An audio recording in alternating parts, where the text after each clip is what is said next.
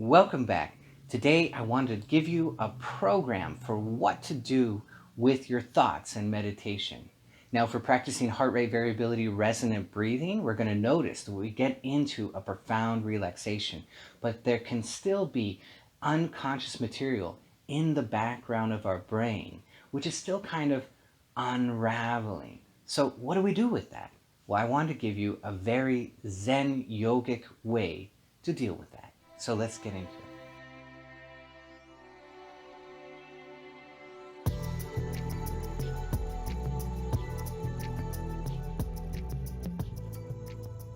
So I was speaking with a student of mine, and he said that he was doing the heart rate variability resonant breathing, which he's doing very, very well with it. And he found himself in this deeply, profoundly relaxed state in meditation.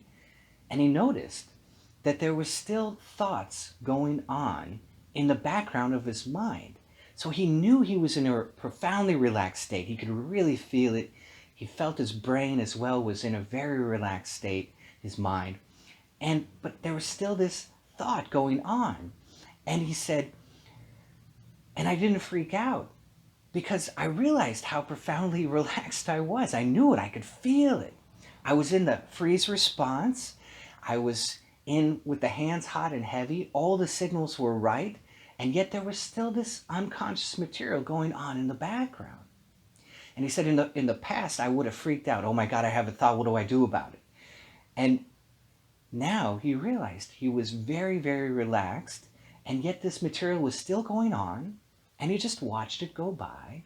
And then it went away. And I thought, oh my God, how perfect. How beautifully perfect. All of it. All of that was perfect.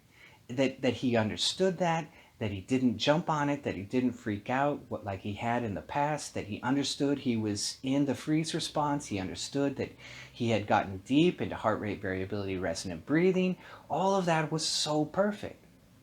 And so I want to talk about this kind of thing that goes on in meditation, because the heart rate variability resonant breathing will get us into a profoundly relaxed state physically.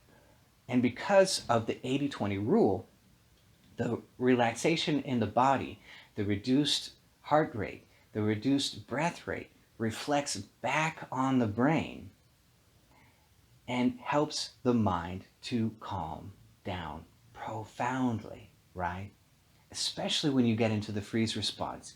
You're doing all of that and you're sitting very still, and because of that, the body will automatically begin to go into a freeze response.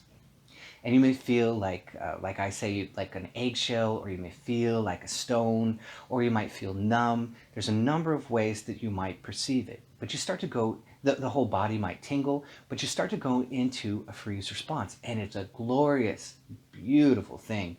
As a yogi, it feels so good. And when you feel it, you're going to know it's just profoundly enjoyable. And all of that reflects back on the brain because of the 80-20 rule, right? So one message comes from the brain and then comes down into the body, and then 5 messages come back to the brain.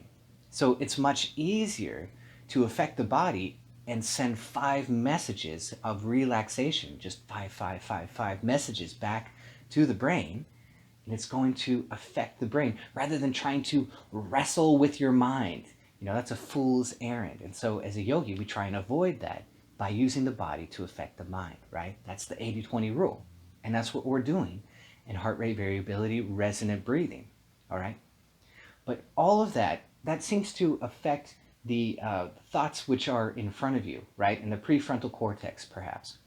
But you can still feel like there's this unconscious material, kind of feels like it's behind you, which is still going on. And you don't quite know what to do with that, maybe. It's like, well, it's still going on in the background.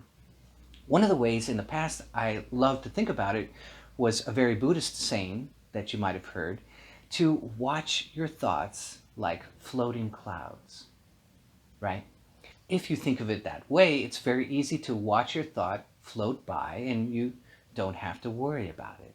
But then I had a listener on this channel write to me from India, and he told me his experiences, profound meditative experiences, and this is the program that he was using. And he told it to me, and I thought, oh my God, that sounds very Zen. And so it's so cool to hear it from a yogi, but it sounds so very Zen. And it was, don't start a thought, don't pursue a thought, and don't stop a thought. So it sounds kind of like a riddle, right? But it's actually very understandable. And so first of all, we don't start a thought. So don't start up a thought, start a new thought, okay? I'm going to do this and I'm going to do that. We don't start that one thought, right? And then if there is a thought that has already arisen, right? It's on the chalkboard, it's on the sky, the cloud is already in the sky.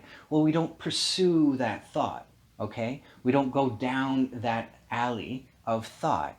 We don't follow the cloud, you know? If there's a cloud over here, we don't follow that cloud, right? We don't run after it.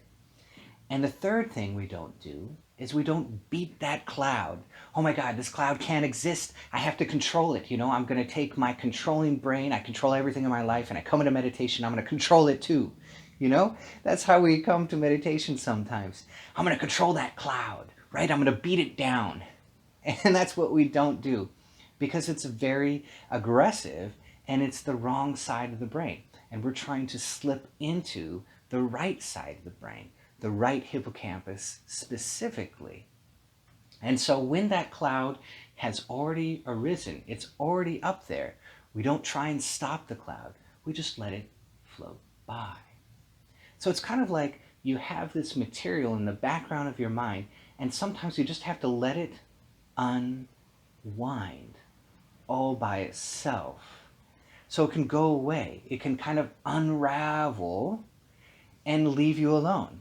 Because if you stop it, well, you stop the process of the thought. And you've now come in with your control into meditation. And it's the wrong thing.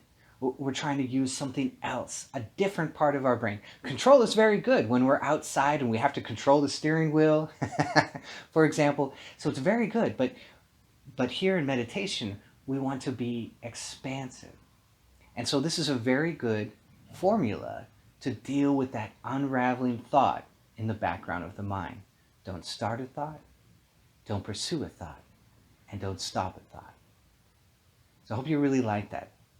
So one other thing that you can do to help to induce this correct attitude of just letting it all float by is to pick one dot in front of you, and while you look at that one dot, become aware of your peripheral vision.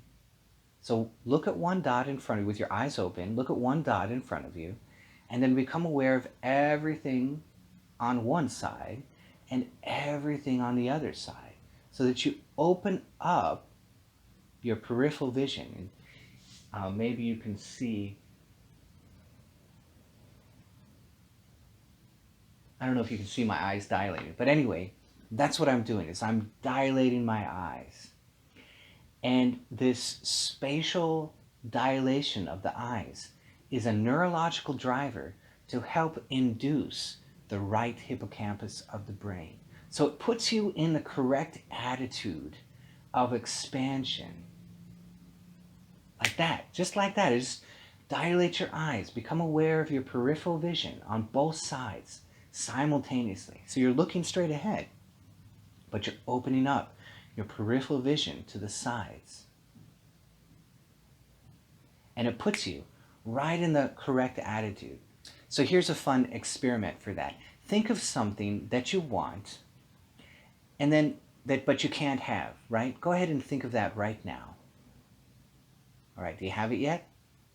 All right, think of something that you want but you can't have. Keep holding that thought. Look ahead. Go into your peripheral vision. Now, how do you feel about that thing? Did it shift? Just by going into your peripheral vision, did the feeling of you can't have it, did it shift? It's a really fun experiment, all right? It's a really fun thing. Going into your peripheral vision is a neurological driver for the right hippocampus. It doesn't mean you'll go all the way in, but it helps to induce it profoundly. So now you put all of these things together.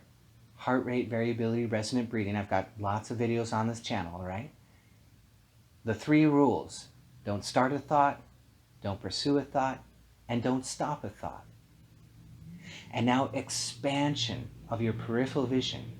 Now maybe you're not going to meditate with your eyes open, but you can open your eyes, go into your peripheral vision, and then close your eyes and keep that same state.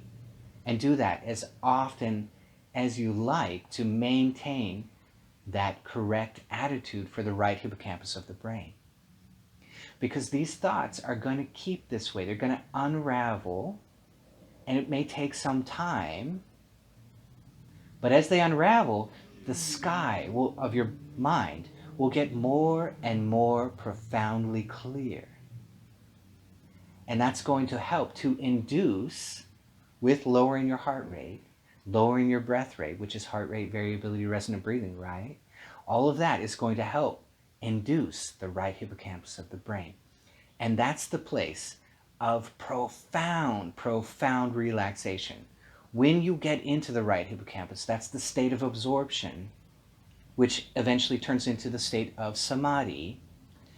And that is pure silence. Now you can come in and out of that and have visions in between. But the actual state of being in absorption is just purely, purely silent and enjoyable. Just deliciously silent. So it's very profound. And that's the deepest, deepest relaxation that we can get into. And until we get there, we might still have some of this unraveling going on. In the background, in the foreground sometimes, but especially in the background, just let them float by. Let them unravel all by themselves. It's a beautiful, glorious process. And you're going to come away feeling more and more and more silent, relaxed, calm, at peace. And that's what's going to give you joy. So I hope you loved this. If you did, be sure to hit the bell down below so I can see you all next time.